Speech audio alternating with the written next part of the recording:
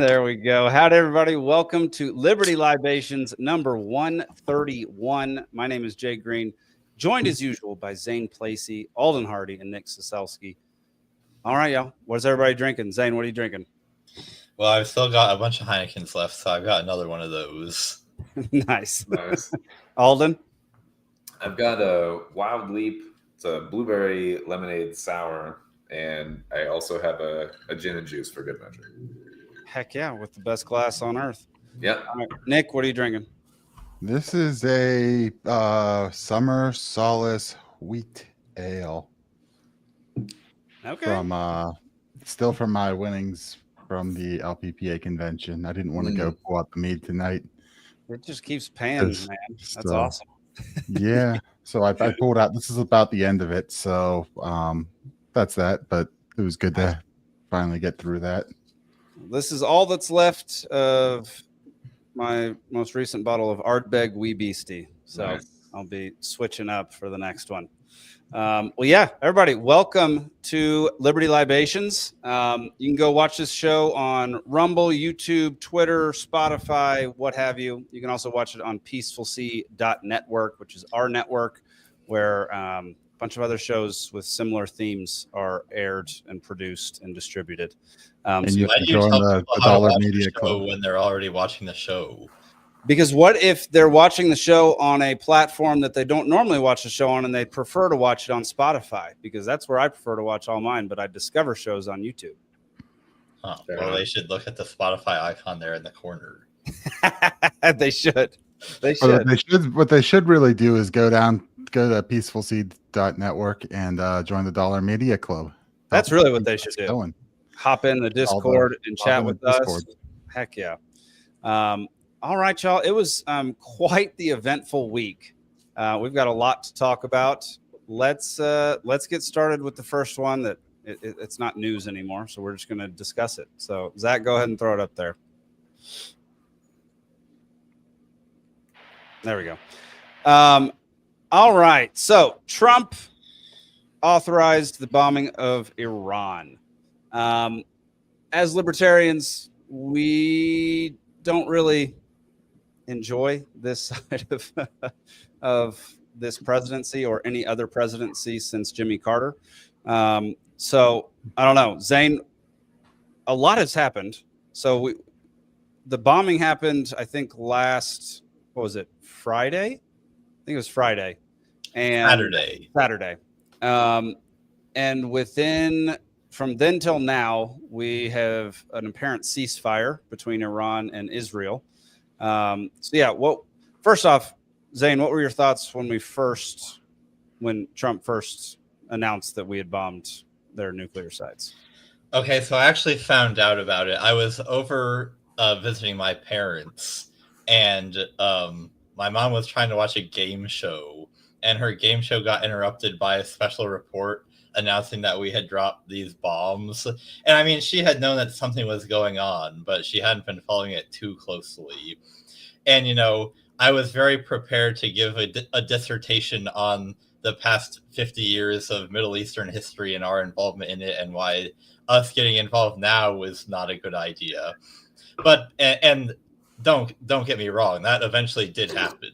However, before I got into that, all I had to do to really turn her against the war was just make jokes about me having to be drafted. So just another lesson in a lot of the times appeals to emotion will work a lot better than appeals to logic. So good one to keep in mind. So Zane, why do you want Iran to get a nuke? So this was one of the things that I don't think was adequately emphasized, even by the people that were on our own side talking about it, which is just how fake all of the outrage over Iran being close to getting the bomb everybody got. Mm-hmm. Like, it was obvious even from our own intelligence communities who would have no reason to lie because they always wanted to get us into a war.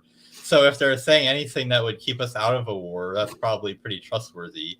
And, even they were saying 2 weeks ago, Iran's not trying to develop a nuke. They're not enriching uranium past the point that they're allowed to under the treaty that we're in. So it's still the entire premise, regardless of whether you wanted regime change or you just wanted to hit the nuclear sites or you thought that you didn't want it at all.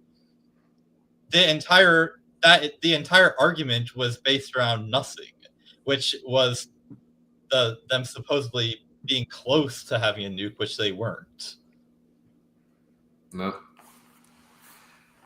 I agree. I thought the same thing. I thought it was like overplayed or just like really inflated the risk of that and why we even like went in and bombed those sites. I really don't even know.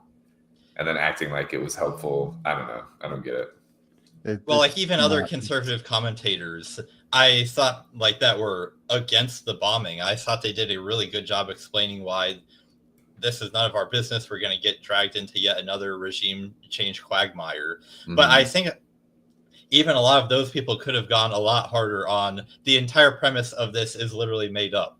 Like we shouldn't even be talking about this.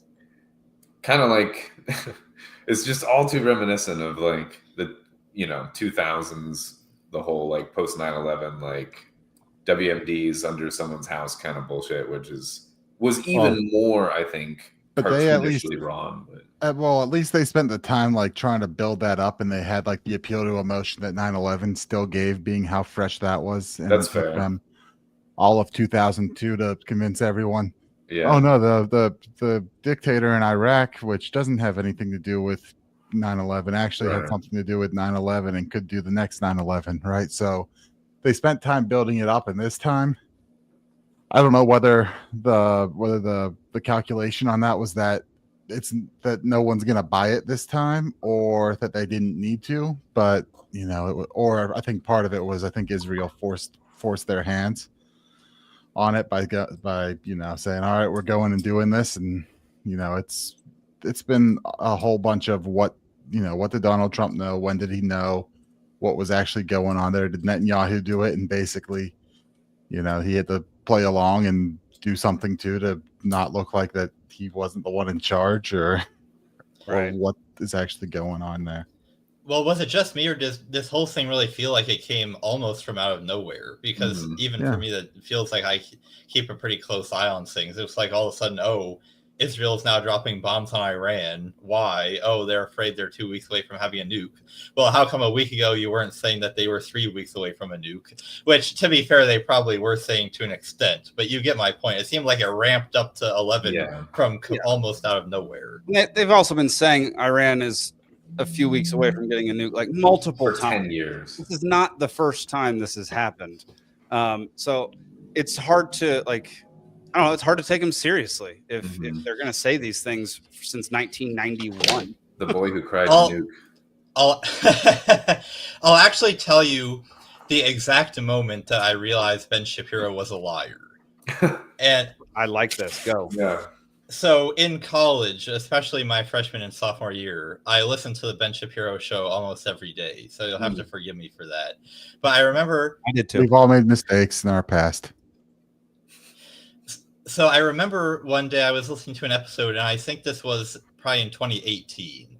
It was right after they had supposedly just got hold of a bunch of new Iranian documents, supposedly proving that Iran was working on nuclear weapons. And Ben Shapiro was like, see, I told you that all along they've been working on getting nuclear weapons, and we've got to stop them. And at the time I was like, yeah, you tell them, Ben Shapiro, we've got to stop Iran from getting nukes.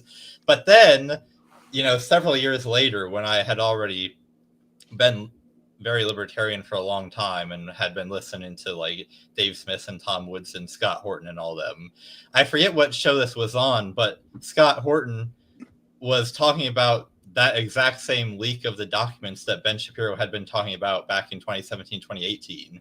And he said, yeah, that cache of documents was literally the exact same cache of documents that they had paraded out in the early 2000s. And it had eventually been proven to be fake, like a Mossad fake job. And then 12 years later, they just bring them all out, the exact same cache of fake documents, and did the whole thing again. What do you mean, The was the government of he- Israel. No, Zane was talking with the triple parentheses around it. Triple parentheses. Yeah. I'm sorry, I had to duck out for a second. My buddy came by and I had to give him my trailer. But I missed a bunch of what y'all said, so apologies if I repeat anything. It just the fact that Israel escalated this with weapons that we supplied them and paid for. They escalated. You're right. I mean, it seemed like out of nowhere.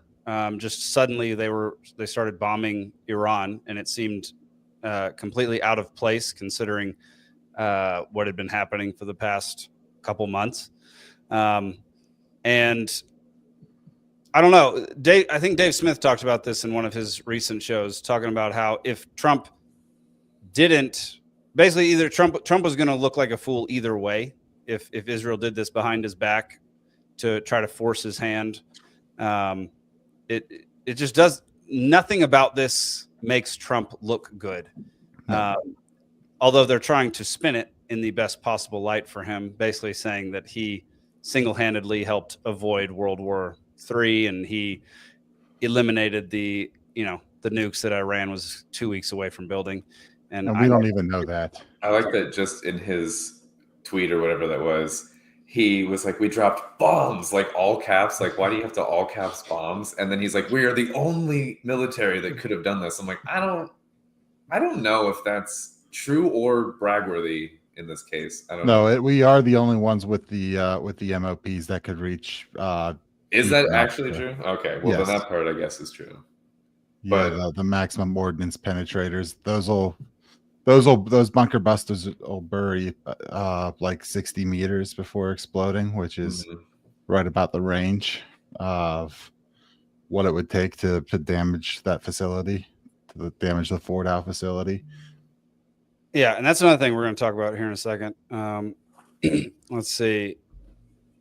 Okay, Trump also truthed, not tweeted, truthed.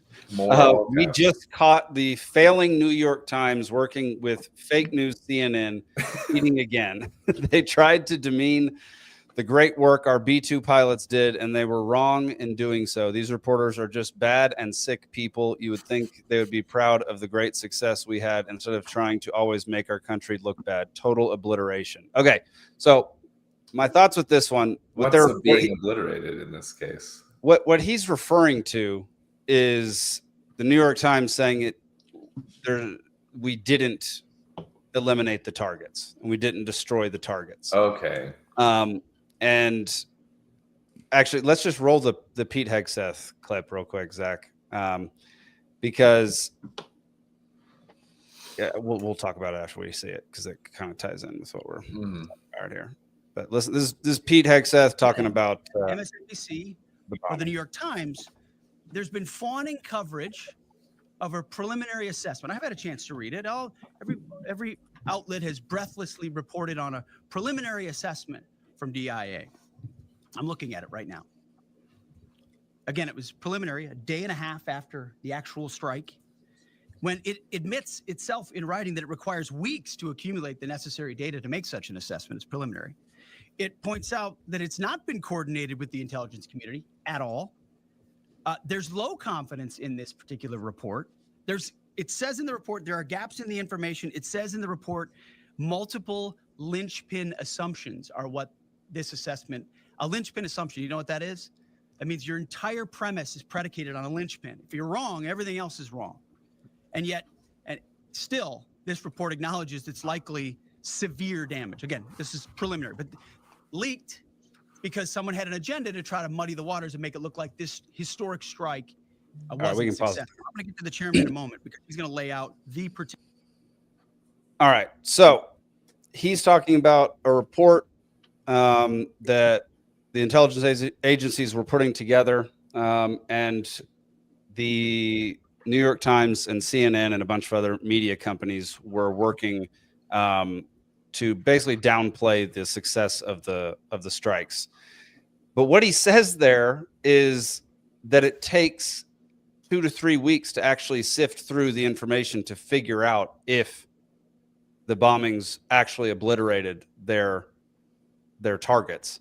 And so he's calling out CNN for saying that it didn't obliterate the targets, but he and Donald Trump are celebrating, saying that it did obliterate the targets. But they're working off this report that says it's going to take 2 to 3 weeks. So they're all full of shit. Yeah, basically what I'm saying. Perfect. And I thought more recent reports that I've been seeing was that, well, initially the reports coming out were that, or at least I think the New York Times and CNN claim was that basically all it did was cave in the entrance to the facility.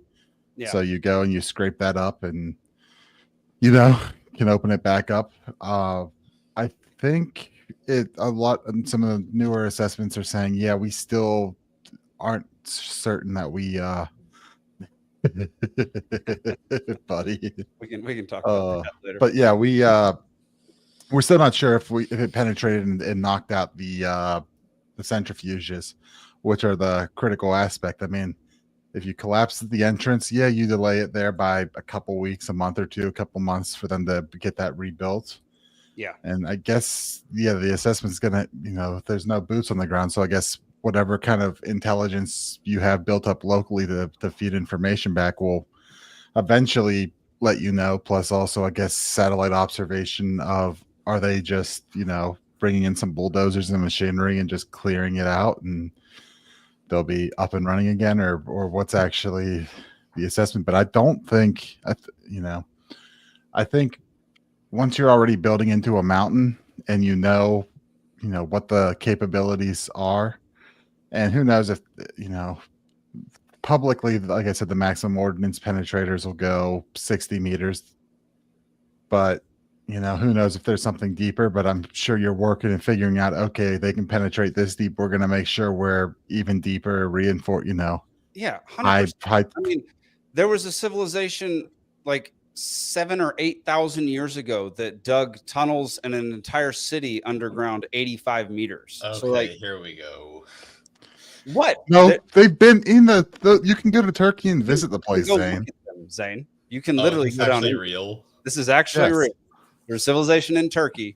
Darren Kuyu. Yeah, Darren Kuyu, yeah. Dug 85 meters into the ground and built intricate, like basically an underground city. It can hold 10,000 people in it.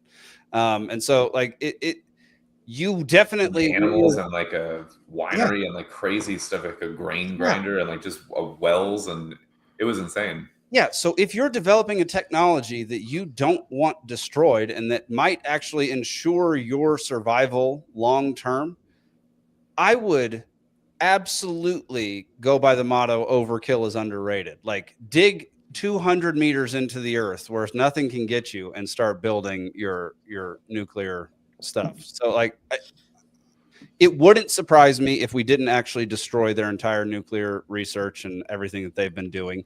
Would not surprise me at all. But Trump is out there saying that we did, even though it's going to take 2 to 3 weeks to actually. That's just his. So style. I have heard in some corners people saying that Trump prematurely declaring victory over Iran's nuclear program is actually part of the 4D chess, to try to like end the war. Because if Trump's out there going, hey, you know, we really got your nuclear program, and then Iran's like, yep, you sure got our nuclear program, right? And then we can be like, yeah, okay, we really got you, and then we can. It's an off ramp essentially. I'm not saying that I believe that, but as Alden, I think we're about to say, like Trump goes off vibes. He's a vibes guy. He's a forgiveness later kind of motherfucker, and he's just gonna assume the best, espouse that to the world, and then if it's wrong later, he'll be like fake news, whatever. Like, yeah, exactly. It's he'll pivot. He'll pivot if it's. We're not talking about that anymore. We're talking about the big beautiful bill. I wanted to say just with what Zach had commented. Yeah, I almost quoted The Lord of the Rings when you were talking about digging 200 meters under a mountain. I almost said the dwarves dug too greedily and too deep, and that's the scene that he's talking about. That's awesome. That's so I'm not the only nerd here. That's cool. So now I was at a hot springs a couple days ago, and Nice. in the pool next to me were a bunch of people talking about how incredibly brilliant Trump was at chess and how this was such a master move to basically force Iran into peace talks. Anybody got any thoughts on the MAGA cult trying to basically act like their Führer is God? Yeah, I Okay, so still that's don't buy obviously the. Hang on, let That's Zane all- go this one. Let Okay. Zane go this one. That's a really stupid take because you don't have to force Iran into nuclear negotiations. We already had a nuclear agreement with them that Trump tore up as soon as he got in office. Thank you. Eh. Yes. So if you really Thank wanted you. to force Iran into negotiating, you didn't have to force them at all. You could have just re-entered the agreement we already had that was already stopping them from developing nuclear weapons. And then again, what they you could've- don't have a nuclear weapon. What the fuck are we talking about? Like, And then if you stay in the agreement and you build up that time and trust, then you can go back and say, hey, we're still uncomfortable with this. Why don't we come up with some other solution also to lock this part in, lock this down a little more, and we'll open up something else, right? This Yeah. is the way that that good diplomacy would work. Yep. Instead Brian, of hang on. Brian has a great comment. It's difficult to tell the difference between 1D tic-tac-toe and 5D chess. for some people, I guess. Yeah. So it's very interesting to remember, even in 2015, what the criticisms of the Iran nuclear deal were at the time. So 2015, forget about listening to Ben Shapiro. That I was literally watching Prager University videos on YouTube in 2015. But I remember very clearly I was watching one of their videos about why we couldn't have a nuclear deal with Iran. And apart from it being just that it was being negotiated by Obama and everything that Obama does sucks, so we can't do it on that account. The argument really didn't go into detail about why the terms of the agreement would be successful at preventing Iran from building a nuclear weapon. It was just, well, Iran is a terrorist regime and you can't negotiate with terrorists, proof complete.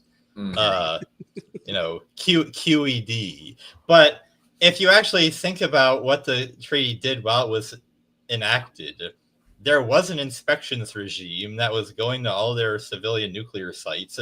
It's not like a nuclear weapons program is something that you can do without other people being able to tell that you're doing it. Yeah. Like it's a hard thing to put together. It's a very large logistical undertaking. If you're doing it, especially if you've got the inspections regime that they had under the deal that they always were abiding by, there was not any risk of them, having some secret nuclear weapons program off to the side that somehow nobody knew about. Yeah, 100%, man. And what I get accused of most now when I talk about how we shouldn't have done this is people just say, "Oh, so you want Iran to have nuclear weapons? Like that's what you're saying? You want them to obliterate the United States and Israel because that's what would happen." And Iran would never get to that point where they could make enough nukes to obliterate both us and Israel. There's no way. Correct. At the rate that we are now, also it's just not even possible. Only one country in that list has nukes and isn't a member of the Non-Proliferation Treaty. And that's Israel. Yeah. Yes. Yeah. Yep. Yeah. And they've been dogging Iran for even trying to have nuclear anything, and then they themselves won't acquiesce to any kind of nuclear treaties and protocols and things like that, and they seem to get out of it all of the time. Yeah, Brian says some shady shit with the UN. Iran doesn't even have the missiles to reach the U.S. Yeah, they had a uranium path to the bomb, which would have been big and not fit on an ICBM. Yeah, I had something to say. Now I lost my train of thought. That happens on this show. It does. Maybe. What about the concept that maybe nuclear proliferation isn't a bad idea? That's exactly what it was. I was thinking about Libya and how as soon as they gave up their weapons, we went in and had Gaddafi murdered in the streets and like did a whole regime change there as the minute that they gave up their nukes. Like it only makes us look like crap to do this kind of stuff. And like it makes idiot Americans who can't think for themselves, it makes them feel really big and tough and like we're the best country on earth. But it makes everyone else hate us. Yeah. Right. You get into a deal and then the next thing, we're not abiding by this deal, or we don't like you still, and so you're gone even though you tried to play ball. Yeah, it just says we're not gonna deal. We're gonna, it's only gonna further isolate the US from being able to actually have a positive influence. And that's why you see the ascendancy of China, who goes in there. And yeah, they do the same sort of stuff like the US backed IMF and World Bank do in some of these countries. But, China hasn't been invading militarily and bombing other countries. And they go and say, all right, let's build you guys a port. And here's this and here's that. And, they of course structure it so that, you're going to fail to meet your payments and then we're going to take it over and we're going to have these assets here. But that's the same game the IMF and World Bank play. Yeah. But at least there's like a deal in place and you're going like, oh, let's try to improve at least saying, all right, let's try to improve things for you. And that's how you build friends instead of creating enemies. Yes. Yeah, 100%. And we just go around putting military bases in everybody's countries and bombing a whole bunch of people for decades. Well, and then you do the IMF World Bank stuff on top of that, which is a whole nother rabbit hole on how that works. Yeah, we're not going to go down that rabbit hole today. read the Confessions of an Economic Hitman, and also Gladstein's book Alex Gladstein's book. I'm listening to it on audiobook right now, but all right, it's not right this second, but you're quite the multitasker. I can't remember what it is, but it's about the IMF and World Bank and kind of how that works. So I'll check that out. Yeah, I don't know. It's just all this 5D chess talk and 4D chess and just thinking that Trump is somehow just the master negotiator and he knew exactly what was going to happen. I don't buy any of that. I think it's extremely lucky that it didn't escalate and that there were no real casualties. There were no casualties to Americans. I just think we got lucky. Like I don't think it was a good smart move. It was extremely risky. He immediately tweeted about regime change, as did people like John Bolton and Mark Levin and all the other creatures of Mark Levin. All the never Trumpers from 2016 are out here celebrating it, and that's how you know you're on the wrong side, is if you're with those guys.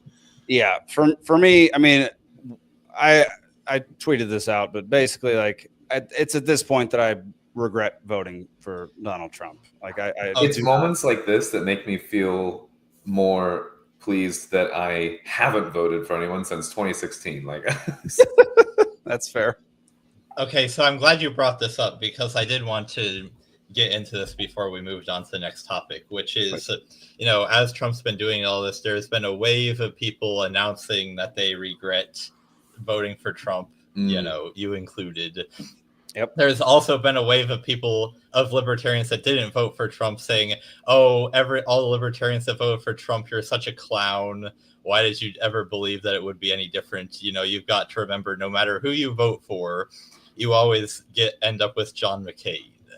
Yeah. And I think there is some truth to that, but as you will, if you've been following my Twitter, which very few people do, you will realize that I have yet to announce that I regret voting for Donald Trump. And the reason is that I still don't. And there's a couple of reasons for that. One is that regret kind of implies that with the knowledge that you had at the time, that you should have acted differently. Right. Okay. And I think that at the time, there was good reason to think like this is the most anti-establishment major party candidate that we're ever going to get is Donald Trump in 2024 after everything that the deep state had done to him personally still feel like it was, if this strategy is ever going to work, now would be the time that it's going to work. Right. And, it didn't work nearly to the extent that we all wanted, but I don't think that there was a possible way that it could have ended differently. But there was reason. Obviously, if Thomas Massey had been the Republican nominee, then that would have been great. Or if the Libertarian candidate had actually had a chance of winning, that also would have been great too. But there's a reason why neither of those people had a chance of winning. And it's just because this is the society that we're in. I know I talked a couple weeks ago kind of about libertarians kind of needing to get more become more at peace with not getting everything that they want, because that's just not how the world works. And I think Zane, if I don't get everything I want, then then it's not pure libertarian, and that's bad. So at the time, I still think that given what were still the real world options, that voting for Trump was a defensible position. But also, the only people that I'm willing to be arrogantly corrected by at this point are agorists. And for people that don't know, agorists are essentially the flavor of the libertarian that say any involvement in politics at all is stupid because it's like preaching chastity from a whorehouse, where you're never going to get anything good out of electoral politics. So you may as well just secede from it, pretend that it doesn't exist, ignore it as much as possible. And the fact that we could have somebody like Trump that had personally been persecuted by the deep state and still, act in ways that are how the deep state would like him to act, I think that is proof that no matter who there is very likely just something about what it takes to become president where you just become compromised to one extent or another by the deep state. So consider this, if a libertarian ever actually becomes president, would you have a reason to believe that they were not compromised to some degree by the deep state? Because if they weren't, how could they have actually become president? Yeah, no, or they legitimate premise and question. Or when you go to fill all the appointed spots, of which there are thousands, you kind of run dry on people who can get confirmed. Like, you would be kind of a solo island and either, be completely ineffective or at worst, removed. So I also, one final thing, which is that I also don't think that Trump has, in this case, been as bad as the actual neocons. Because for as much as Trump is influenced by neocons and does things that they like, had we actually had John McCain as president right now, I mean, there would be boots on the ground in Iran already. True. So there are still levels to how bad things are. And if you're comfortable with accepting the world as it is, then you can still agree that dropping tactical bombs on some nuclear sites still is preferable to full-out regime change. And I certainly don't trust that Kamala Harris would not have tried launching a regime change, or anybody else that would have been actually had a chance of being president. So you can either tell me that I should not have voted for anyone because they all stink, and that I should just stop engaging in electoral politics because it's doomed to failure, which is an argument that I'm willing to entertain. But you cannot tell me that I should have voted for anybody else besides Trump, because I don't think that there's. I'm not. I don't know. I don't see. So I agree with you in that with the information that we had at the time, Trump was the only logical choice. One, because in his first term, he had not started any new wars. And in his second campaign, he ran, or third campaign, I guess, he ran on not starting any new wars and in fact, ending a couple wars. And so like at the time with the information we had, yes, you're correct. Trump was probably the correct call for a libertarian to vote for.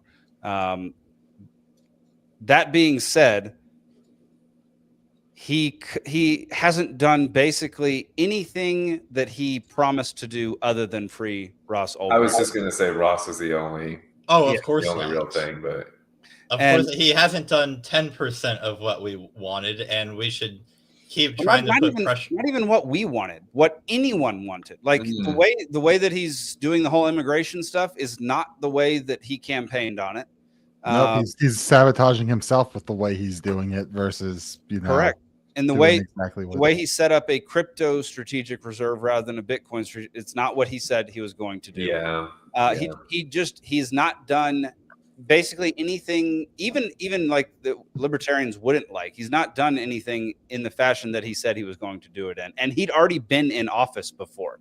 So he already should have known how it worked. He surrounded himself with people who did not. Marco Rubio is the Secretary of State. Marco.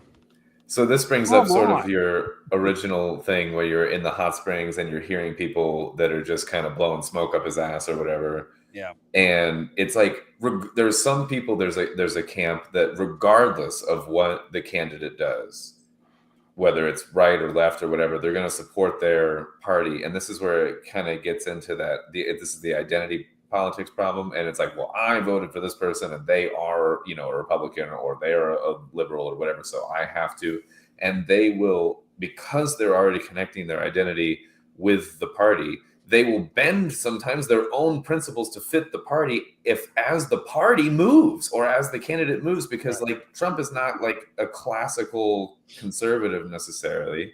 No. But he has a certain cultish following that'll follow him to whatever end, and quoting Lord of the Rings again. And then, but on the same, or the other side of the coin, you've got, the Democrats now are very different from the Democrats that I remember from like when I was first starting to get into politics or whatever. A lot of the same, or the principles have just completely just bent and changed. And yet a lot of the same people that I know that were Democrats then are just as, if not more, hardcore Democrats now, because again, it's not about the principles, it's about the party and that you align with this label. And so I don't know what it is about the Trump magic and why people love him so much specifically or whatever. It seems more just fierce and weird and annoying than even like on the Democrat side, where like, I don't know if anyone actually liked Joe Biden. You know what I mean? Like, right. I think they were going to vote for him because he was the blue guy, but like, did anyone actually really like Joe Biden?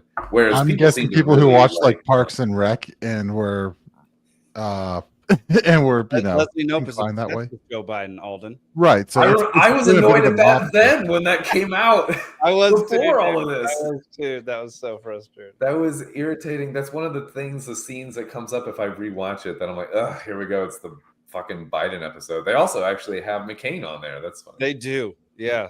Like she's sitting in a closet and they act. Yes. And she doesn't even look at who it is. Like, yeah.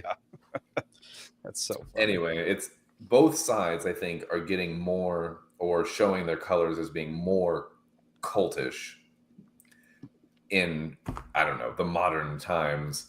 And someone was saying something about this that I thought was like a good, like an interesting parallel between like really looking at like what defines a cult.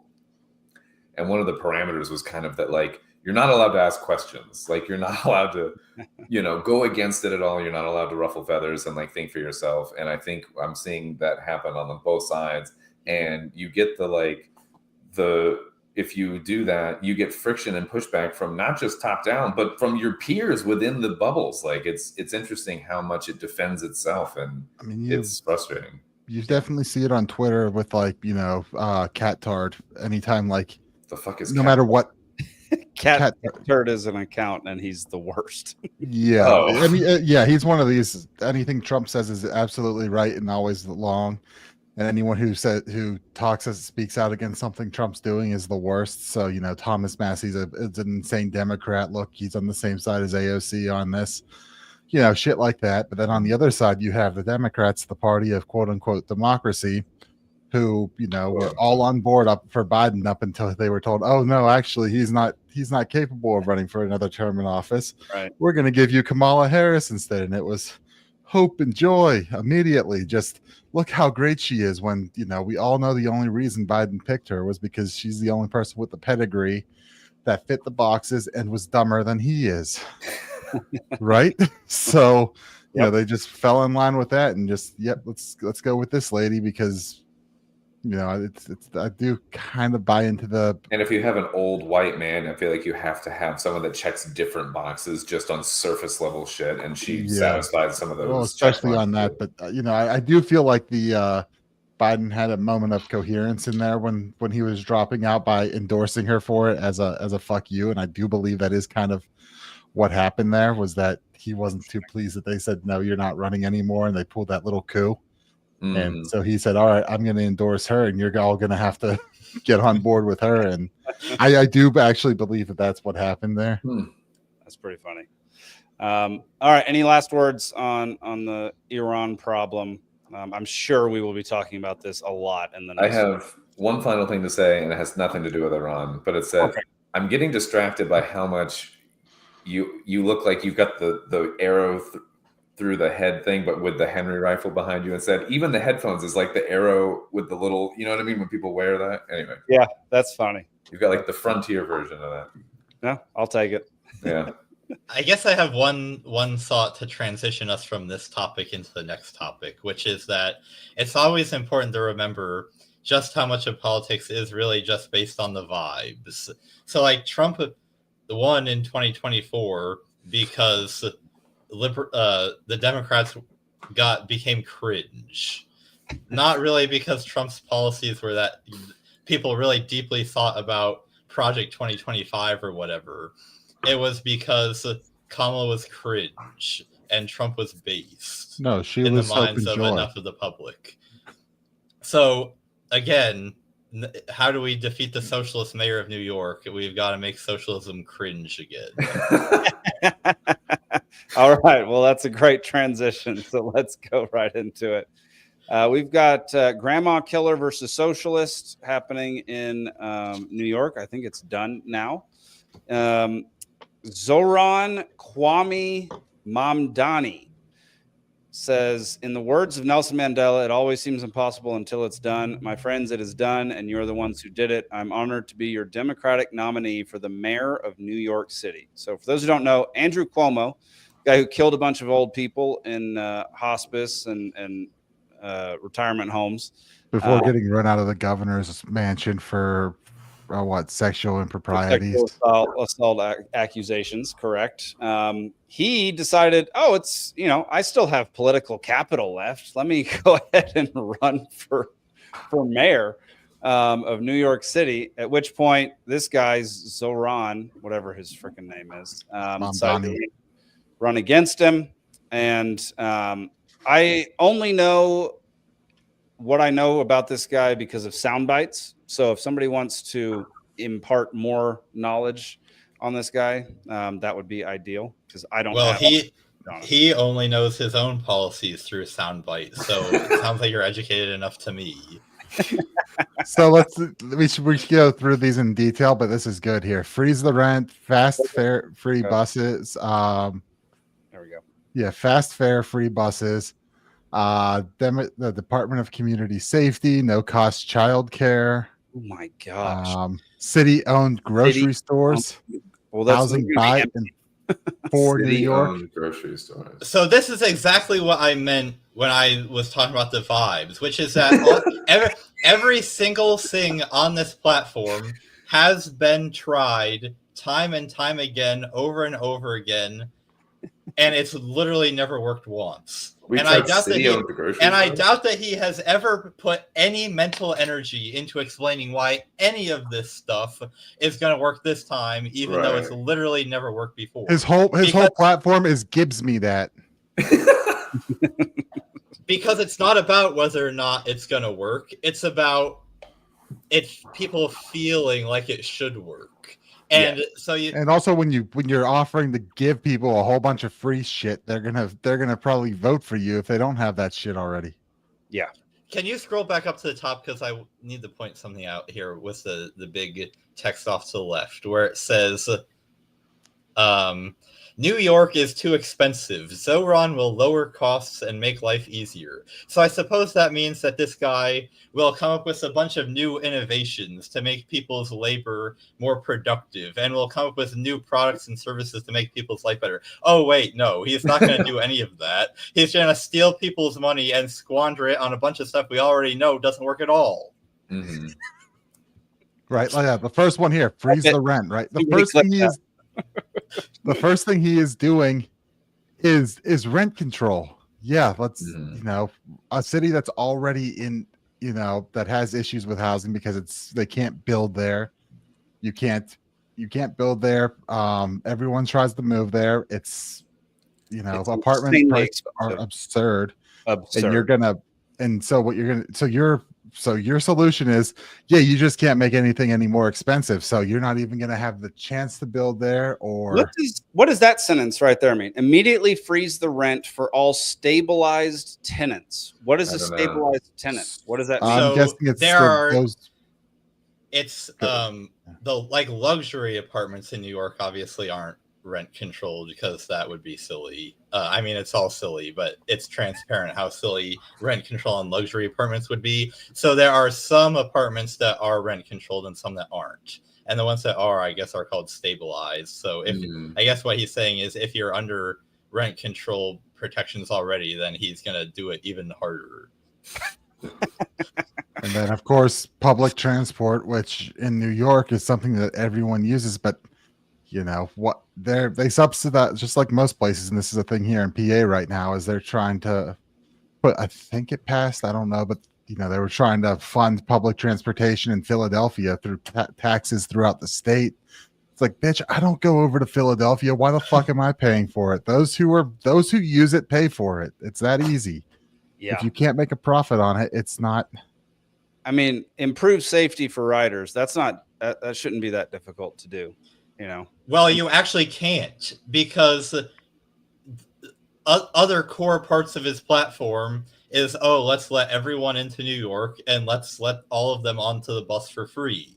If you do that, the buses will not be more safe. The buses will be more dangerous. How is this difficult for people to understand? It's not difficult for people to understand. It's that they will not understand it because it does not accord with the way that they want the world to work. Not even to mention, let's talk about like the trains and stuff like that. The attacks we've seen, people getting pushed out there.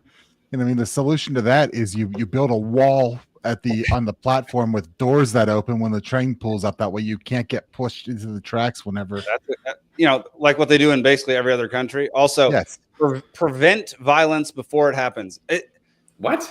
Have we tried this before? Is this a brand new technique? Minority Report? Man, how is he going to do this? Because if he has the solution to that, he should have been in charge for a very long time. Social workers and subway stations. That'll solve the issue. Can we prevent socialism before it happens? No, generally you have to go through the hard times before people realize, right. Yeah, of course.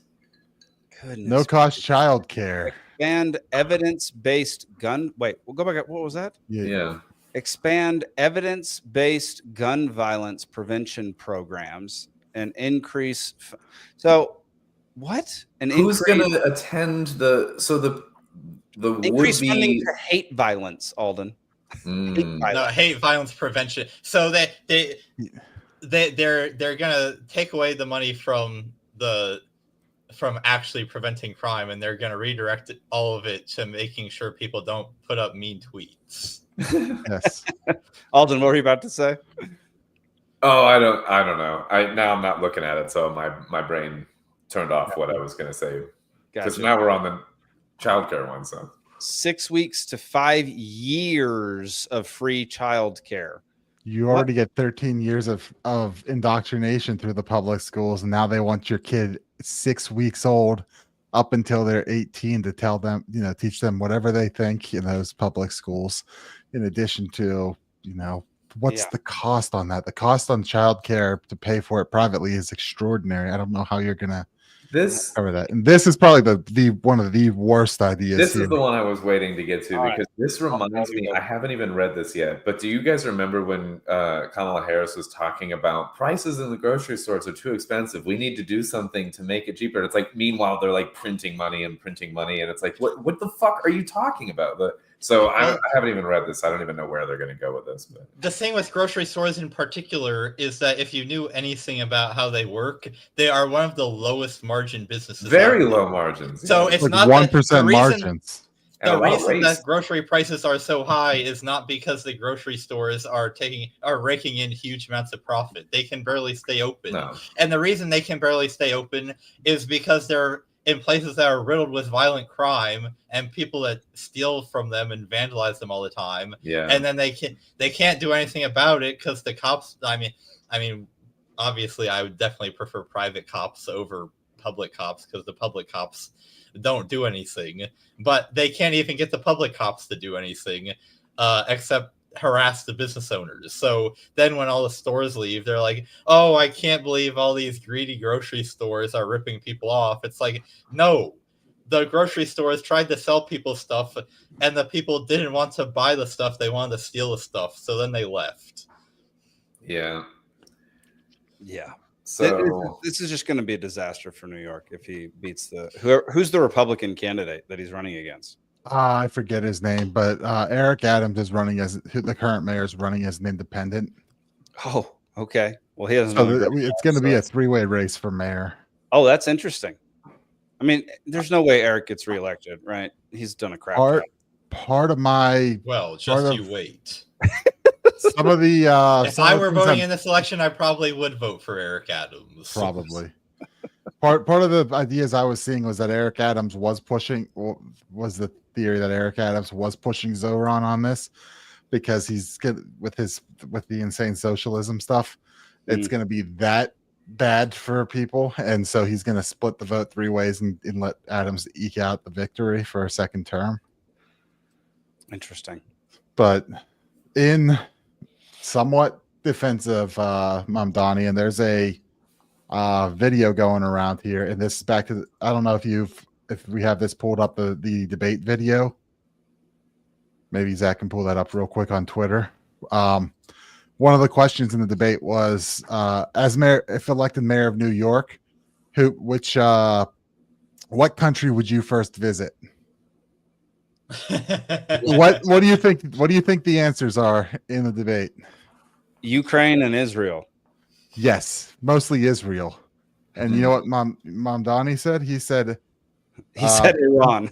No. He said, I'm going to stay right here in New York for everyone. So he kind of presented this America, or at least like New York first attitude to it, while everyone's like, oh, I'd go to Israel, our greatest ally, blah, blah, blah. And he's like, no, I'm here in New York. I'm mayor of New York. I'm focused on New York, which is, credit where credit is due, man. Somewhat endearing on that. No, he doesn't get credit for that because if your policies are that bad, I actually don't want you focusing on New York. I want you to take an all expenses paid vacation to Israel for your entire term. So no. That's point of the night. I love that. That's point. I mean, I'm For in general, though, when people are looking at that, and if they're fed up with a lot of that stuff, and they're looking and they're going, all right, who's the guy who says he's for me? It's that guy versus the other ones who are like, I'm gonna go over here to our greatest ally, or this country, that country that that we should be supporting. And it's like, motherfucker, I elected you mayor of New York, not fucking president. It's mayor. Yeah. Like what do you need to be doing internationally as mayor? That's crazy. Seriously. Okay. Foreign visit by a mayor of New York is always considered significant. Where would you go first? Left to right, Ms. Adams. First visit, I would visit the Holy Land. Oh my Mr. God. Cuomo. Given the hostility and the anti-Semitism that has been shown in New York, I would go to Israel. Mr. Tilson, where would you go? Yeah, I'd make my 4th trip to Israel, followed by my 5th trip to Ukraine, two of our greatest allies. That'd be hilarious. Fighting on the front lines of the global war on terror. Mr. Mamdani. I would stay in New York City. My plans are to address New Yorkers across the 5 boroughs and focus on that.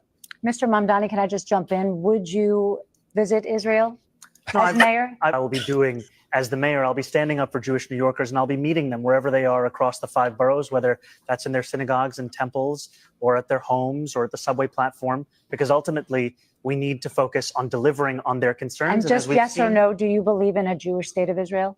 I believe Israel has the right to exist. What the fuck does that have to do As a with state being with mayor? equal rights. He won't. Hey, I know you're running to become mayor of Jewish state, Israel, be very And but what's your opinion on whether Israel should exist? Jesus Christ. Oh, Who- it's what wild, is right? this, NBC? Motherfucker, man. This is just insane how much we're pushing this. What? Like, This is why I why don't are watch you- the news, because it makes me fucking angry. Why are you even asking that question? Like, It what- doesn't make any sense for mayor. It holds no fucking at all. Like any, there's no reason why this should. I think it was be just the asked. setup to go after him and and play that. Oh, do you think Israel should exist card stuff? Right. Yeah, it's they're trying to get sound bites or whatever. I don't know. Would but, he like, even It be really allowed is in a. Israel? It's a great example of how everyone's saying that all the stuff that Israel's been doing in Gaza and now in Iran, if you were really concerned about rising anti-Semitism, you would not want them to be doing that because it's just turning more and more people away. Imagine if you were just a regular person watching this debate and they were like, we interrupt this debate to ask everyone how much you love Israel. Yeah, What do you think that's going to do to people? yeah, not helpful. It's Yeah. not helpful. Sorry. So when everyone's up there saying, I'd go focus on Israel and Ukraine and this, and he's like, I'm staying here. That's kind of. Did this play out to anyone else like an SNL skit or like a joke where it's like the first candidate said I'd go to Israel, the second candidate said I'd go to Israel, and the third one said, wait, shouldn't we do our jobs? And then they all jumped on him for not going to. Like, what? It seems like a fucking sketch. It's crazy. It really Zane does. full on collapse. Zane full on collapse. See you live. That was so stinking good, man. Rip Zane.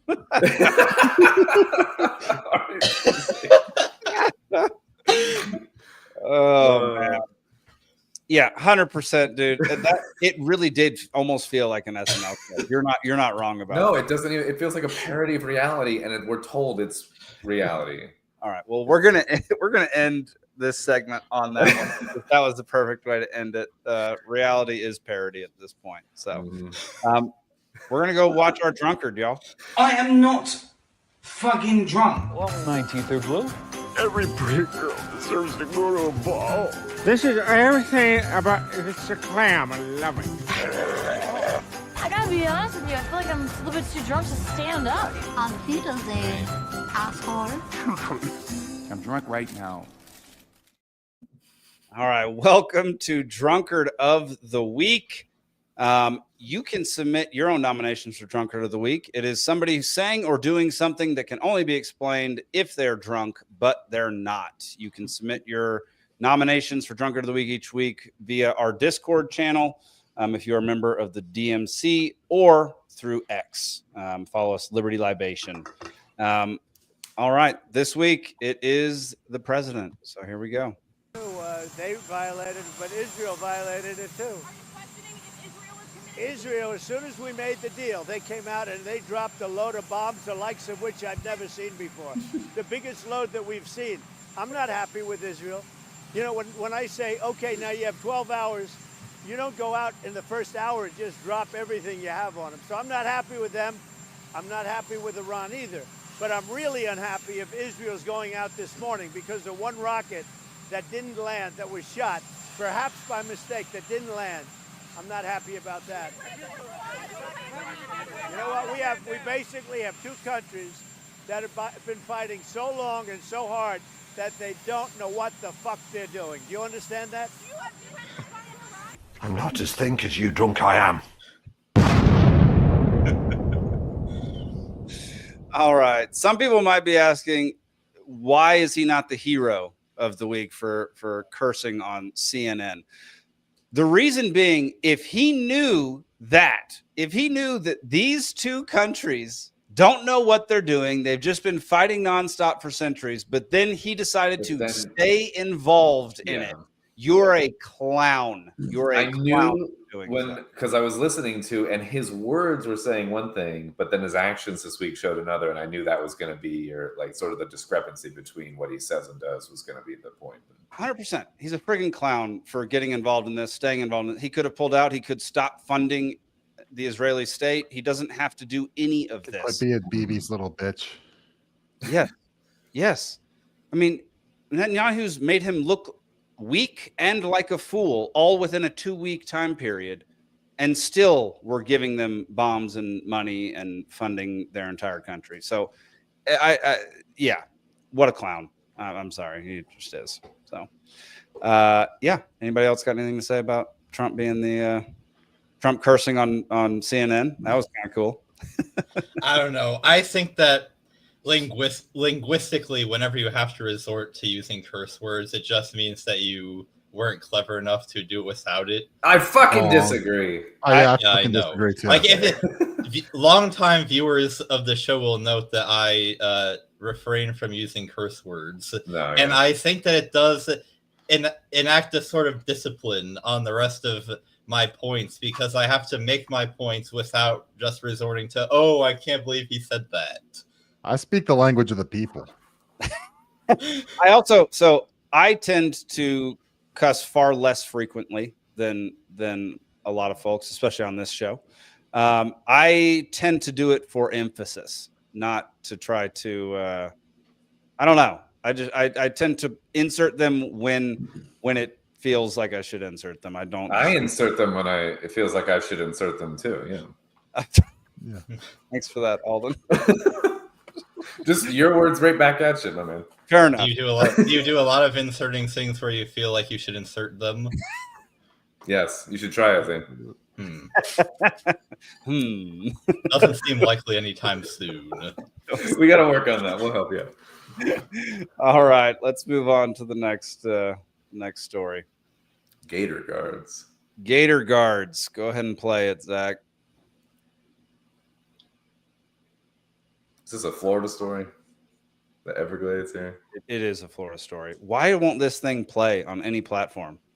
It's infuriating.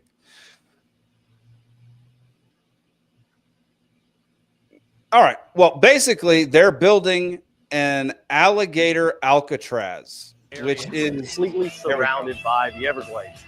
Presents a efficient, low-cost opportunity to build a temporary detention facility because you don't need to invest that much in the perimeter.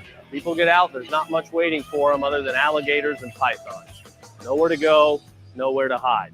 Within just 30 to 60 days after we begin construction, it could be up and running and could house as many as 1,000 criminal aliens. This presents a great opportunity for the state of Florida to work with Miami-Dade and Collier counties. Alligator Alcatraz, we're ready to go. Area is completely surrounded by the Everglades. Of course. So their proposal is to build a facility in the middle of the Everglades to house criminal migrants that then can't escape because they're surrounded by a moat of alligators. Okay, first of all, this is awesome. Second of all, this is stupid. I was about to say the same thing. Because I thought the entire point of deporting people was to get them out. If you put them just in Florida surrounded by alligators, that's not getting them out of here. That's putting them in Florida. Also, it's going to send them down a different path where they're going to learn to work with the alligators, and then they're going to invade the United States with the alligators. And they're going to be riding alligators. Yeah. They're going to be teaming up with these prehistoric dinosaurs, and then the United States. This is a stupid plan. And when the Everglades sends their alligators, they're not sending their best. Alden, do you have any thoughts about this as a Florida man? I am on the same page of like, part of me is like, that's awesome. But then what Zane was saying is like the whole point of when the guy was describing it, I thought this was going to be like a penitentiary or something, housing prisoners that are residents of the fucking state or whatever.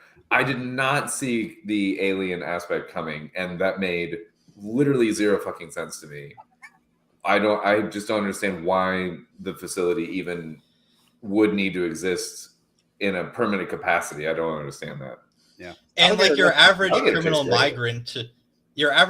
migrant, are they really such a mastermind or such a flight risk that we can't just put them somewhere normal? Like we have to surround them by alligators or else? Like honestly, what Alden said, this sounds like a great idea for like a maximum security prison. That's what I thought But at first. it's like hopefully all you need is a jail. All you need is a jail to hold these people until their trial, and then if they're convicted, then you can deport them. That's like It just sounds like a Bond villain kind of thing, like a Dr. Evil thing. It's like sure you can escape if you can get past my moat of evil alligators with laser beams on their head. Like, it's like an Austin Powers villain thing. Yeah. The James Bond villain thing. That's what. Yeah. Yeah. Someone was smoking weed one night and was just like, "Yep, alligators in Florida, it's illegal most likely immigrants." meth, but sure, some substance. Yeah. Yeah. What's a resource that is abundant here? Yeah.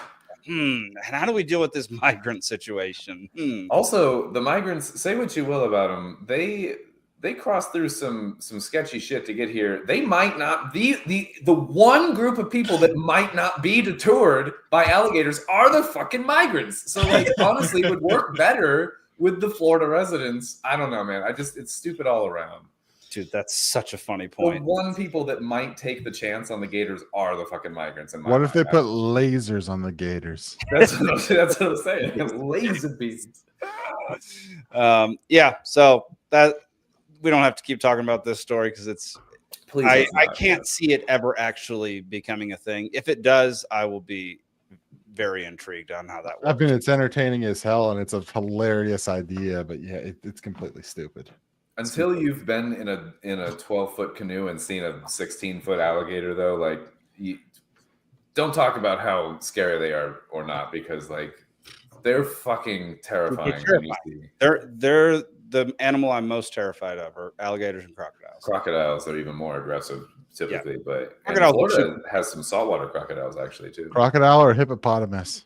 Well, I mean, hippopotamus. I'm never going to come across a hippopotamus, Nick. Yeah, I come across you're going to come across a crocodile for sure. If you come across a hippopotamus, that's bestiality, and you shouldn't do that. But you live in Montana, Jake. You don't have to worry about these things. I can't do it. You got grizzly bears and mooses and stuff to worry about. The mooses. We're moving on. Mooses, meese, moose. Zane, what's the correct plural? I think it's moose. Moosin. Moosin. Meeson in the woods. Is it German? The moosin. Zane, you got to put trivia back up there because you had to log out earlier. Oh, oops.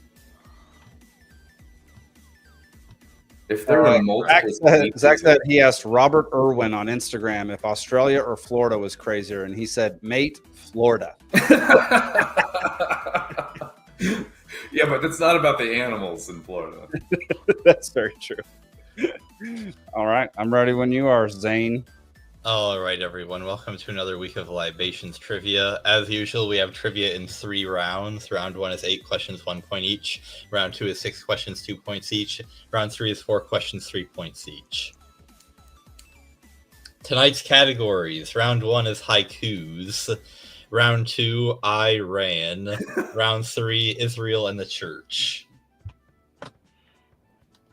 Round 1, the return of the very popular category of haikus, which are also very easy for me to write, so I'm glad everybody likes them. Pause real quick. Alden and Nick, if you have the comments open on the right side of your screen, click the comment icon up in the upper right to make it go away. I don't want y'all seeing. I have a full screen. I don't have comments up.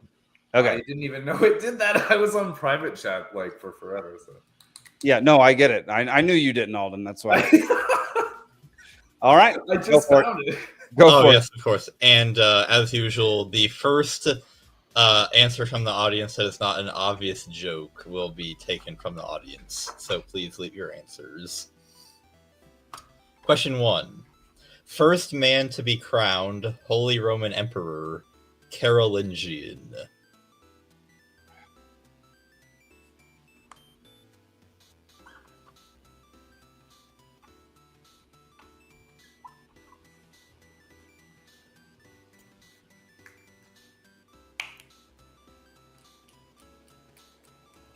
5 seconds.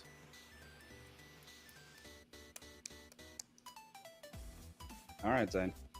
Alrighty, Jake. I said Augustus. Nick. Charlemagne, Charles the Great. Alden. Wild guess, saying Nero. The audience says Jackie Chan, which because it's the That's only it. answer, I will assume that's not a joke. But it is Charlemagne. Nice. Was that Nick? Yeah. Yeah. Yep. Question 2. Sushi roll holding avocado, cucumber, along with fake crab. It doesn't have to be fake crab, but it often is. Wait, I'm genuinely. What are we looking for the question? What the Or for sushi The roll? name of the roll. The name of the roll. Okay, so the holding thing threw me off. I didn't know if you were looking for like what binds it or something. Oh yeah. Ah, yes. 5 seconds. Jake. California roll. Nick. California. Alden. California. Audience also says California roll. California. It's a very popular roll, apparently. It's good. I don't mind it. It's not my favorite. Fake crab's like, whatever. I prefer salmon in the sushi roll. Salmon, if it can be pretty strong flavor, it can be pretty good. But I like one of my favorites is soft shell crab, man. I fucking love. Yeah. soft shell Oh crab. yeah. Ugh. But that's real crab. You know what I mean? I like real crab. Have you seen how they make imitation crab? No, I'm afraid to. Go watch a video and you'll never eat it again. I don't eat it much. That's what I'm saying. Like, You'll never eat it again. It's the most horrific thing I've ever seen. oh my god. It's basically you're just eating like you're just Placenta. eating byproduct garbage. It's not Soy real. slop. It's awful. Yeah. It's awful. It haunts my dreams. It's fish abortions packed into a strip. Ugh. Okay. Question 3. Florida locale, favorite of Hemingway and treasure hunters.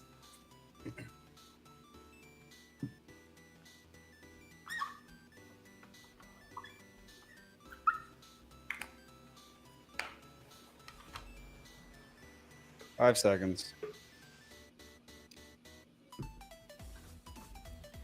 Jake. I don't have anything. Nick. Key West. Alden. Oh, I just said the Keys. Audience says St. Augustine. It is Key West, but I will accept the Keys. Thank you. Question 4. British skiffle band, first known as the Quarrymen, rebranded as what? Oh my gosh. What the fuck is skiffle? I'm wondering that too. It's a genre of folk music. Interesting.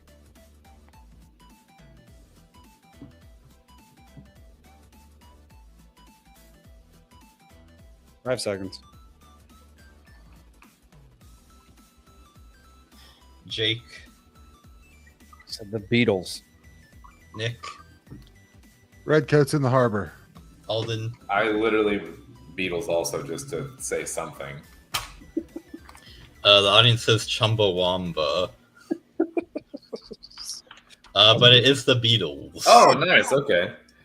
By the way, I have a note on the Keys. This is why I didn't say Key West, is because my dad was doing a job in the Keys on a different key, and he talked to a guy who literally was looking for buried treasure there, and where he was digging, he went to sleep, and someone started digging where he was digging and found a chest full of gold coins. Wow, that's nuts. I mean, It wasn't Hemingway was 95% of people give up right about when they're about to hit the lottery. Yeah, I've seen the movie Holes. Yeah.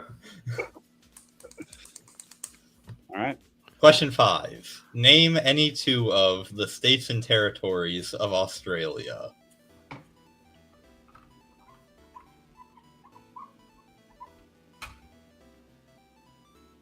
Dadgummit. I'm just channeling my Risk It's East and West Australia in Risk. That's what I was gonna say. That's literally what I was gonna say.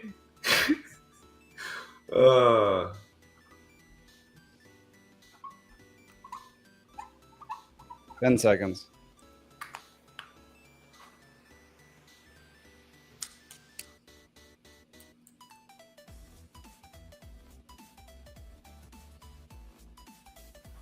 Jake. But Tasmania and Northwest. Nick. Northwest, not North. New South Wales and Tasmania. Alden. Tasmania, and what else did I say? Gold Coast. The audience says New South Wales and Victoria. Oh, Victoria is one. Here are all your options. Western. Northern. I said north. I should have said Western. It literally is one. God You damn could have it. said West. You could have said South. Or You could have every said other Northern thing. Territory. God Yeah. damn it. I said Northwest. I combined the two. F. When you You said could've said Northwest, I Capital was like, Territory. why did you say Northwest? Because there is no Northwest. Like, drawn up. Fuck, we're all idiots. God damn it. Alden, what's the capital of Australia? I don't fucking know. I mean, if it's not Sydney, then I don't know, and it's not Sydney, so It's not Sydney. It's I Melbourne. know. I don't know. Canberra. It's Canberra? Canberra. Yeah. Yeah, see, I don't know. Oh, I thought it was Melbourne. No. Question 6. Actor starring as College Game Day guest picker Paul, Willie, and Bob.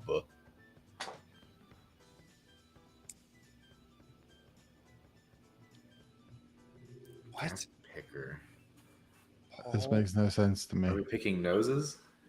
Actor starring as College Game Day guest picker Paul, Willie, and Bob. A guest picker. Guest picker. What the fuck is a guest picker? They have guest pickers on the College Game Day show on Saturday mornings Oh, during. see, I don't know. I don't even know that. I don't watch college ball. They pick. Noses. They pick who's going to win. All right, 5 seconds.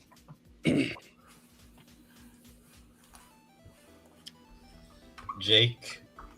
I said Shane Gillis. Nick. Matthew McConaughey. Alden. Jackie Chan, obviously. Does his own stunt picks. This is in fact Timothy Chalamet. That's what I said. Explain this. because Explain I- it. Okay, so Paul is the guy from Dune. I forget his Oh, last name. okay. Willie Willy from Willy Wonka, Bob. and Bob Dylan from A Complete Unknown. All Great, right. great movie, yo. If you haven't seen Wow. Complete Unknown, go watch it. And I when still he have- was a guest picker on College Game Day, he did really good He did. for some reason. He calls college football. So he did the game picking in real life, Yes. not in a role. Oh, okay, because it was actor starring as, and I thought Yeah, he was in a movie doing that. I had so the didn't same get thought that. too. Like, is there a movie that's been in? Yeah, and I didn't. I was like, what movie features the Game Day guest picker? I was like, I don't fucking know. This sounds like an excuse to me. Sure, yeah, I don't know. That was a tough one, Zane. That was a tough one. Question 7. Nationality of Vermeer, Bruegel, Hals, Bosch, and other masters. And we've got a selection of their paintings here.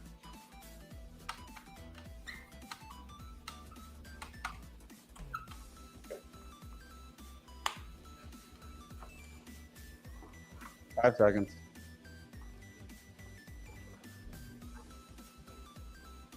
Jake, I said Dutch.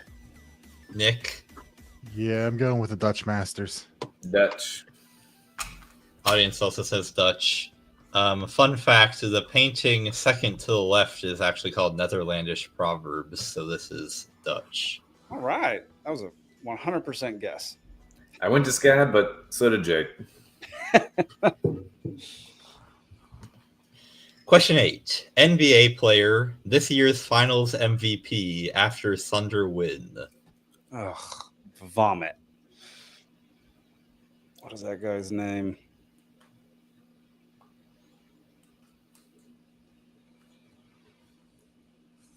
I don't know. 5 seconds.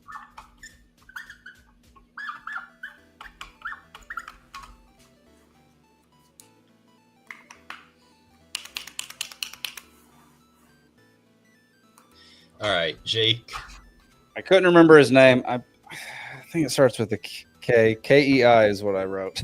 Nick. Kevin Durant. Alden. You guys are all idiots. It's clearly Larry Bird. Audience says the Russian-sounding guy. It's not him. But it's not Nikola Jokic. It's Shai Gilgeous-Alexander. There's no K in that anywhere that I can see. I know nothing about the NBA, so I watched the final game. So that my I've never heard of this guy before. Yeah, he's a douche and he's not very good. He's not very good. It's just MVP. Yeah, you got the MVP. He's just not good. Yep. All right. At the end of round 1, I've got Nick out in front with 5, Alden with 4, Jake and the audience tied with 3. All right. Is this all about a flock of seagulls this round? Round 2, Iran. Question 1. The 1982 hit I Ran So Far Away was released by what British new wave band? Sorry.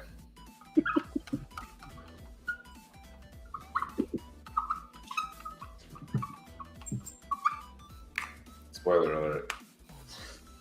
Alert spoiler.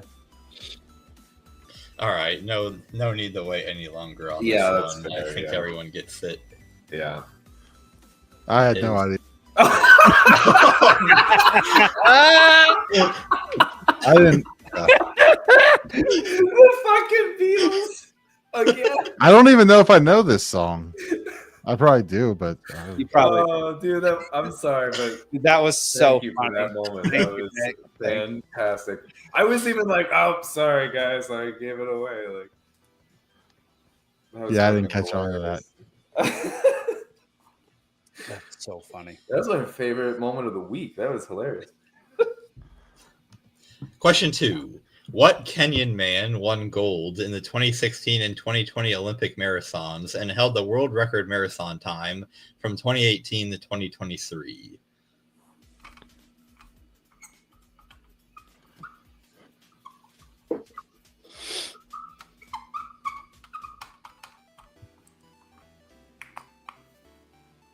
Five seconds.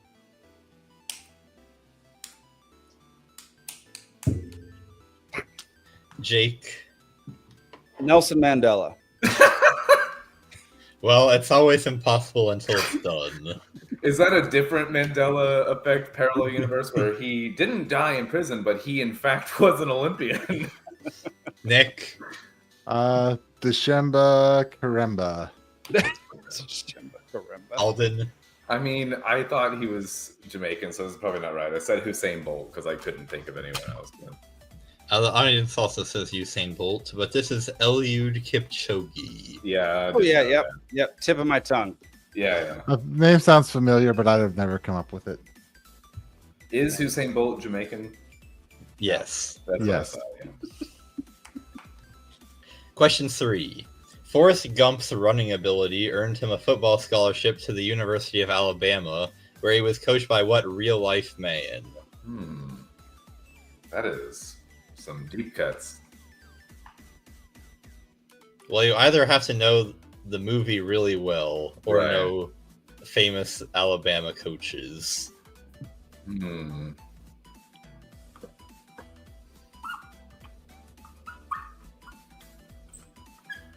5 seconds. Jake. Paul Bear Bryant. Nick. Nick Saban. Alden. Bill Cowher. There we go. The audience says Kirby Smart. I'm pretty sure Jake's right. I thought it, but it is Bear Bryant. Nice. Yeah. Hey, we keep it on college football stuff. I'm gonna win. Yeah. Question 4. The original Nike running shoe was created using what kitchen appliance? What? Wow.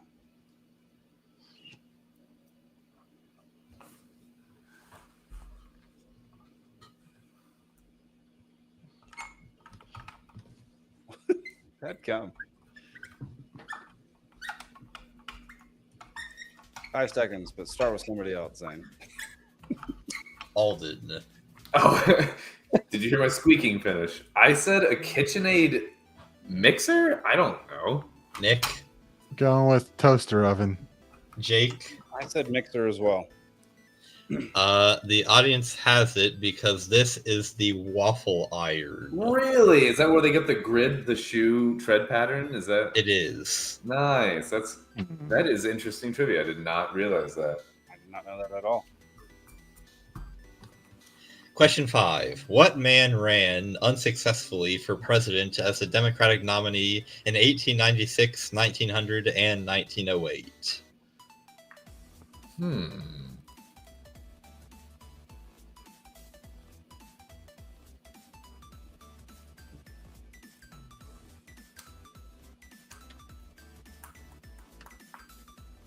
5 seconds.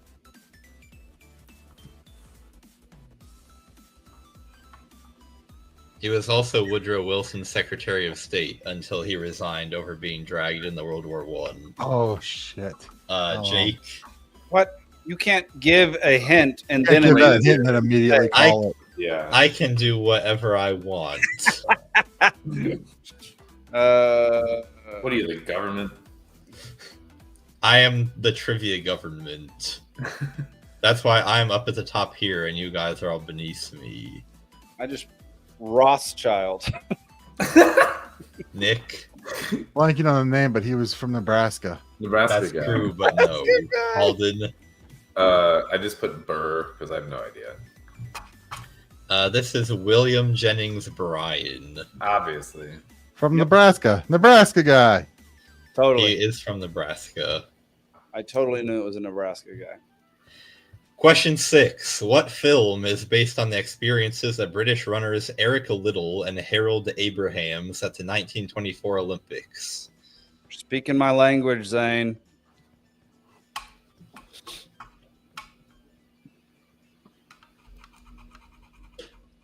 Great freaking movie. 5 seconds. Yeah, we can all hear it, Alden. It's literally screaming out for death. Yeah. I might have to just tell you it is. Jake. Chariots of Fire. Nick. Cool Runnings. Another great answer. I just put race. I know that's not right. But Race. that is a movie, but It is Chariots of Fire. And I believe that is the first time that I've ever written a category where Nick has gotten none of the answers. Wow. Because Nick is usually the best at my trivia, but right now he's in last. So we'll have to see how the next round goes. I was leading in that going into that, but yeah, Jake kind of was kicking ass on that one. And yeah. All right. So at the end of round 2, we've got Nick with 5, Alden with 6, the audience with 7, and Jake with 9. Love it. Round 3, Israel and the church. Couldn't pass up the opportunity to write questions about this, given what you all talked about last week. Question 1. In Genesis 32, the name Israel is given to what patriarch after he wrestles with an angel? Are you trying to make me lose? Not on purpose. It's just a natural consequence of this being a category. Yeah. 5 seconds. Jake. It is Jacob. Nick. I says Jacob. Ugh. Alden. I was gonna say Jacob, and then I thought, you know what? It's probably actually right is Chuck Norris. The audience also says Jacob, and it is Jacob. No, audience is wrong. It's Chuck Norris, all the way. Wrestling with an angel. Come on, Chuck Norris. Jesus can walk on water, but Chuck Norris can swim on land. See, that's great. Question 2. The historical view of most branches of Christianity is that the church is the continuation of the Israel of the Old Testament. Romans 11 uses an analogy to what agricultural technique? in this case applied to olive branches, to explain how Gentiles have come to be included in God's chosen people. I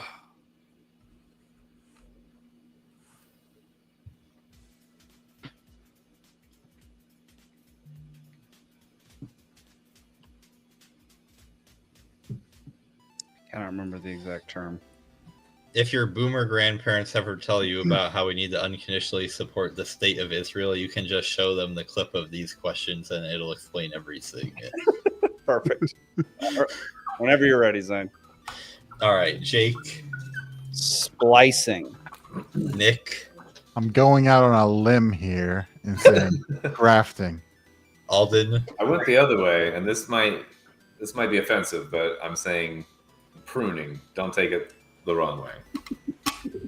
Zach, the audience, who in this case is Zach, surprise, surprise, also says grafting. It is grafting.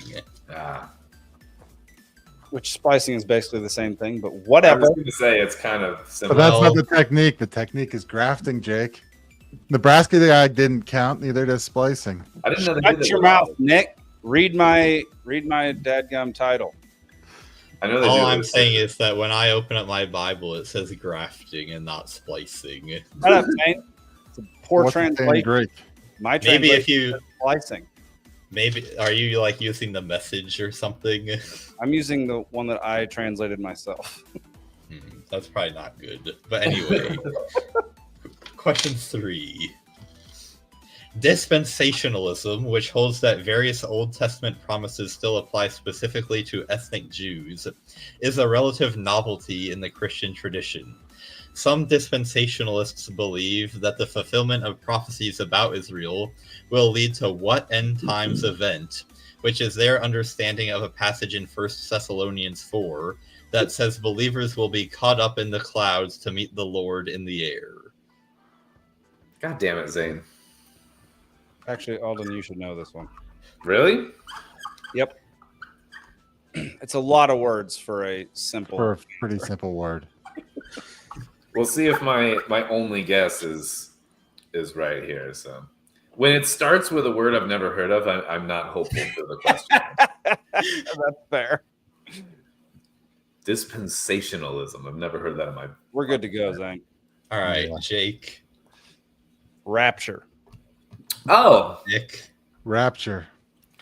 I don't know if I got it right, but I said the same thing. The audience also says rapture. It is the rapture. Okay.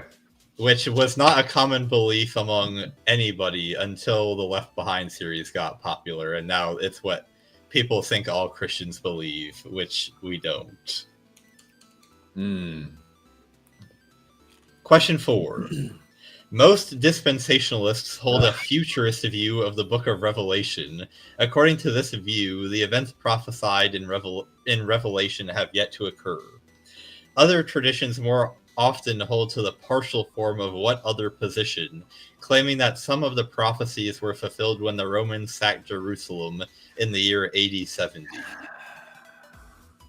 I need 12 and a half minutes to process this question, and then 13 and a half minutes to guess. Partial form of the other. Some of the prophecies.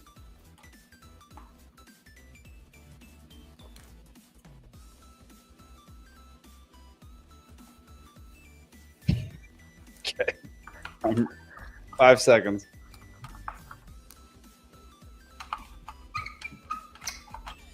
All right, Jake. Said ongoing. Nick. Historical.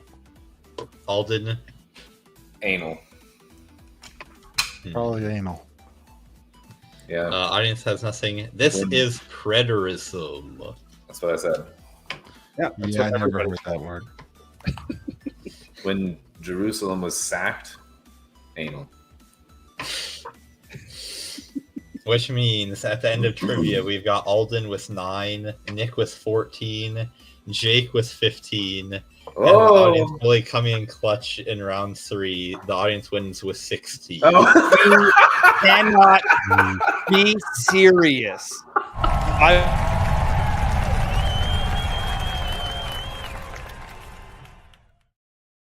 How? No. If only you had said grafting and not splicing, you would have won. I hate this so much.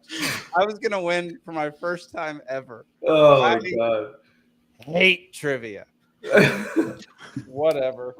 At least I made a solid comeback there after that. Shut up, Nick. No one cares.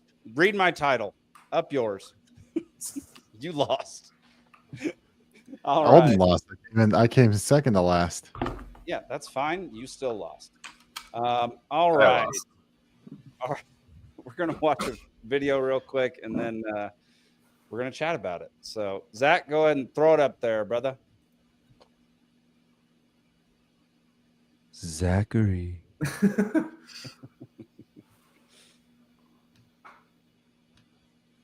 That in a package that doesn't display the representative bacon, that in a package that doesn't display the representative slice through a visual window, clear window. It's a crime to submit a design to the federal duck stamp contest if your design does not primarily feature eligible waterfowl.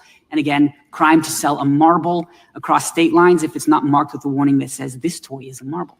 Now, there's some laughter in the room because those examples are ridiculous. And that is the first problem with the proliferation of malum prohibitum crimes. The criminal law should not be ridiculous. The takeaway from all of this is that the proliferation of federal crimes and the erosion of intent elements has made America's criminal law both ridiculous and unfair. That status quo is terrible for the rule of law and ought to be changed. So what could Congress do? You could order agencies to count the criminal regulations and get a handle on the problem. But a word of caution, that task is beyond the Department of Justice. It may even at this point be beyond the agencies. It might be better simply to repeal regulatory crimes that have not been enforced in, say, 10 years. Meanwhile, Congress can and should create a default intent element in any federal regulatory crime that lacks one. And finally, Congress or the courts might create a limited mistake of law defense for certain malum prohibitum crimes. All right. So, generally, the libertarian idea is fewer laws, the better for a society.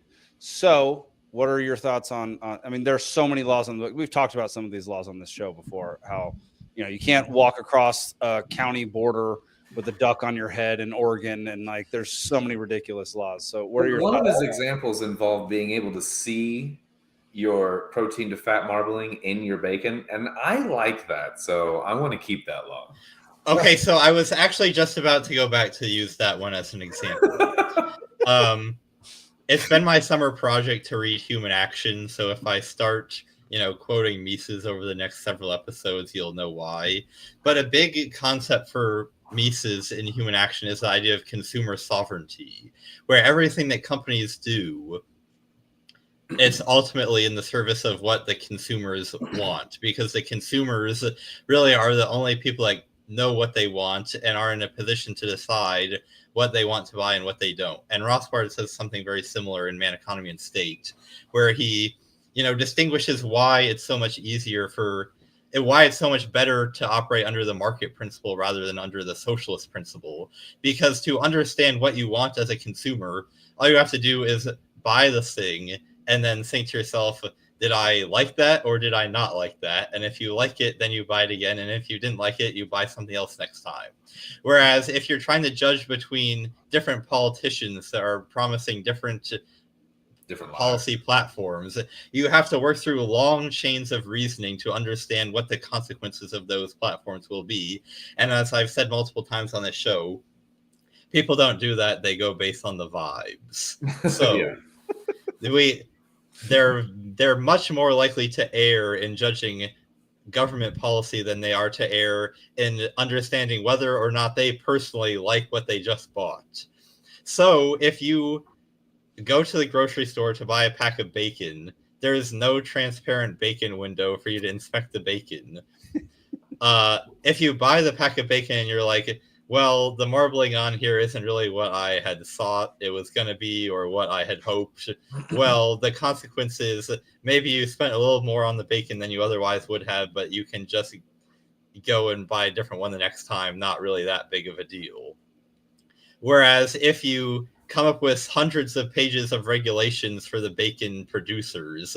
Now all the family farms have to employ lawyers to make sure that, along with the transparent bacon window, they're doing the other million things that the regulatory agencies have decided they have to do. And now you can't really have, it's much harder to have a family farm. You end up with factory farms because they're the only ones that can afford to be reading all the regulations to spot, oops, well, we forgot we had to have the transparent bacon window. So, and to change their packaging in time to meet the deadline and before fines, and if they incur fines, can pay them, and yada yada. Or what if Now, what if I don't want microplastics in my meat, so I prefer it wrapped in paper instead of sealed in plastic? Yep. And this is also important to remember, where if consumers highly value being able to inspect the bacon before they buy it, then the transparent bacon window will just be a thing that people add because the consumers value it. There is no need to have a regulation because people will just... If one package of bacon has the window where you can inspect it yourself and one doesn't, then you'd be more likely to buy the one where you could look at it before you buy it. So the regulation is at best pointless and at worst driving family farmers out of business. Wrong. If we don't have a window, people will die. I want to go on record as saying that what I said before, I hope it was known that it was in jest, that I don't actually want that to be a law. Yes, we. Okay. As long as that's clear.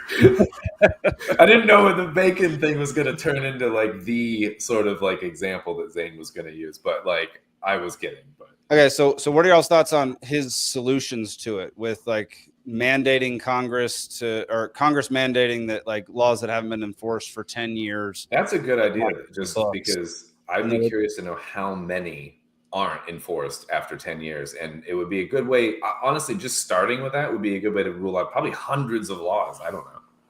It would be interesting it would be very interesting if it was something where a law goes into effect for 10 years and then it's re-voted on 10 years later. They should also maybe do one fucking law at a time instead of like, this 400-page thing with all these laws, and it's like we're voting and they all get put in at the same time and port barreled in or whatever. Like, well, a lot of these are regulations. They come through because Congress said you agency have jurisdiction to enforce these laws. Very true. As you see it, and so they go and they create stuff like transparent bacon. I don't think Congress passed that. That was just the the ag department, someone there wrote that and they write it in and then they publish it for they have to do a process for public comment. I want to hear a debate on the floor of the Senate though about whether or not there's a window for bacon. Yeah, that would be quite. I would watch that. But basically all they do is they ask for public comment and then they have to come back and they have to basically say everything you guys said doesn't matter. Published, and then it goes into the Federal Register, which is just like a giant stack of books of this shit that no one's ever read and no one knows what the fuck's in there. And if you fuck up, you go to jail, straight to jail. If you buy your bacon from the butcher, there's no plastic at all. It's just like they're like, you want 1, 2, or 3 pounds, and they put it in butcher's paper, and you go home. Like, yep.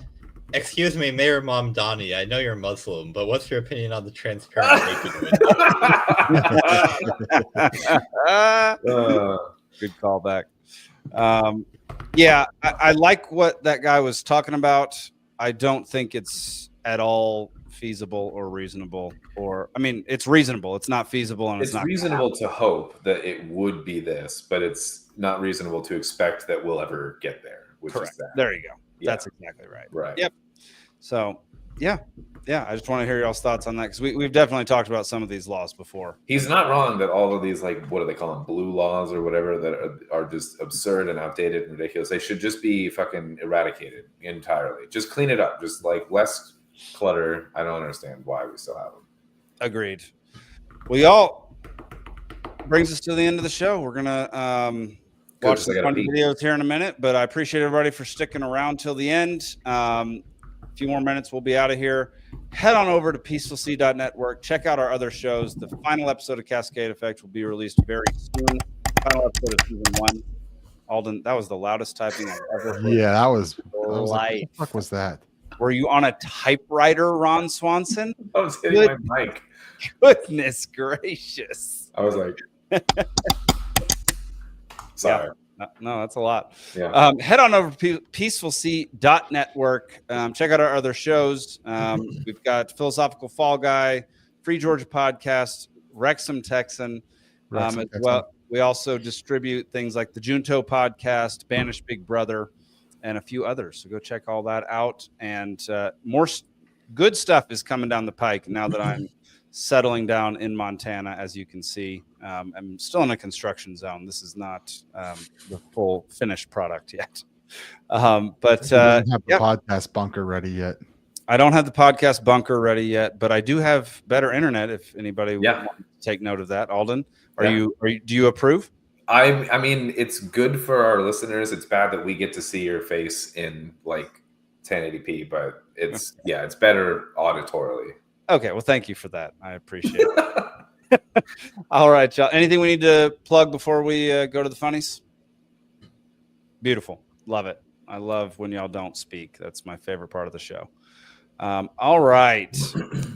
Got four funny things to show you. Here's this little girl who just wants somebody to pet her worms. Pet what?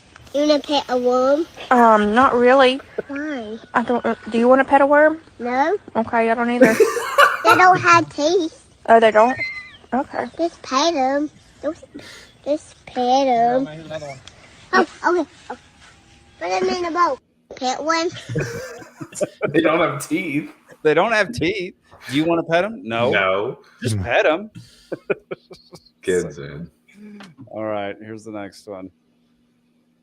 Oh, don't you? Synthesizing big concepts down into short aphorisms is a good way to remember them. Yes. You love a quote. Let's get some quotes up. See if you can guess the author. I love this one. Obstacles do not exist to be surrendered to, but only to be broken. That's good, isn't it? Who do you think said that? Usain Bolt. It's actually Adolf Hitler in Mein Kampf. They really kind of only took certain bits from that when they were sort of judging it.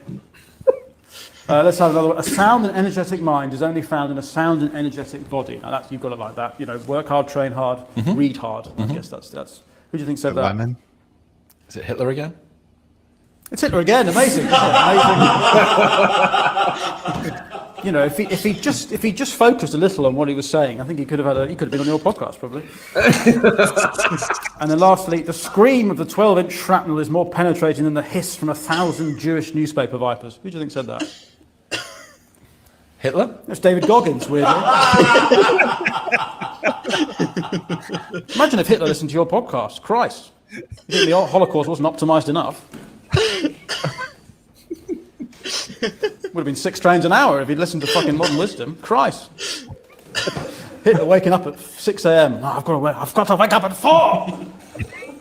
Think of the trains I could start at 4. Terrifying. You like a quote.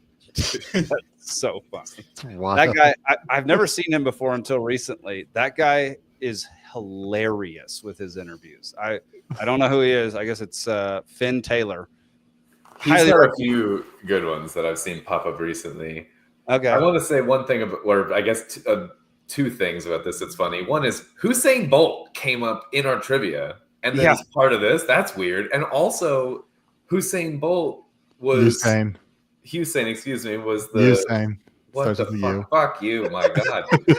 Was I let you say it long enough wrong. A runner, and then David Goggins is the last one, and he's also a runner. There's like just some weird stuff going on with this. It's almost like I wrote an entire category of trivia today about running. Yeah. I ran. All right. 2 more. This is a parent trying to teach their kid about outlets. Oh, look. We're crawling.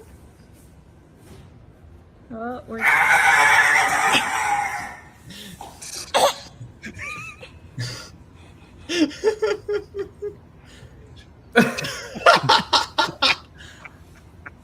This is traumatic. Yeah, don't think that kid's going to go anywhere near an outlet. All right. And to round it off, to end the show, please enjoy Trump singing about bombing Iran. Oh, God. Bomb Iran. Bomb, bomb, bomb, bomb. Oh, bomb Iran. Oh, they'll expand. Oh, bomb Iran. You got me really bigly tweeting. Let's get them retreating. Bomb Iran. Bomb, bomb, bomb, bomb Iran. Posted a tweet. It was pretty sweet. Wrote all in caps, so they really feel the heat. Bomb Iran. They got nukes planned. Let's get reimposing sanctions, stymie their expansion. Bomb Iran. Bomb, bomb, bomb, bomb Iran. Worst deal ever. My show. That's our show for tonight. I appreciate y'all sticking around till the bitter end. Yeah, we got more shows coming out next week, so go check them out and come back next Thursday for more Liberty Libations. We'll see you then. Peace.